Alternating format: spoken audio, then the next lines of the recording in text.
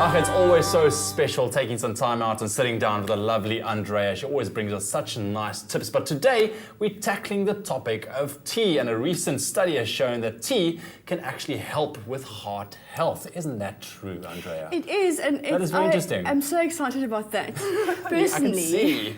Because I love tea. But so does many South Africans Yes. as well. We're a tea drinking community. We love it. Definitely. Tea drinking nation. So what is it about tea that promotes heart health? Well, tea, and we fondly know tea as sort of the, we call it breakfast tea or Ceylon tea. Yes. So it's the tea that's made from the Camellia sinensis plant. And that plant, the leaves that we drink as tea, is packed with antioxidants. And one of these groups of antioxidants they call flavonols. Flavonols. Yes, Okay. so there are lots of different antioxidants in tea. Yeah. And they did a very interesting study in Australia on a group of women of the age of 75 and 1,000 women. So it's a large study. Yeah. And they followed up their health over a period of 5 years.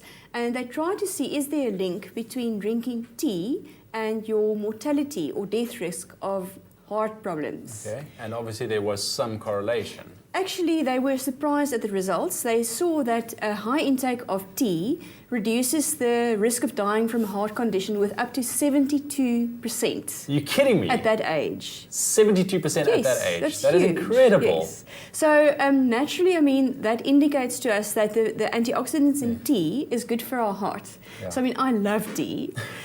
So it's beneficial then, obviously at a younger age, also to drink that. To start drinking tea, are we talking about a certain specific tea, or is this across the board when it comes to all kind of teas?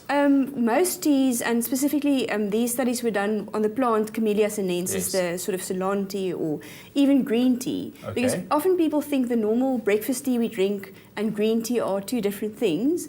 Yes, they are, but they're made from the same plant. So when they make the normal, they call it black tea, they ferment or oxidize the leaves before they dry it and cut it up and put it into a tea bag, where the green tea is just dried and then obviously refined. So green tea we know is very good for us anyway. Yes.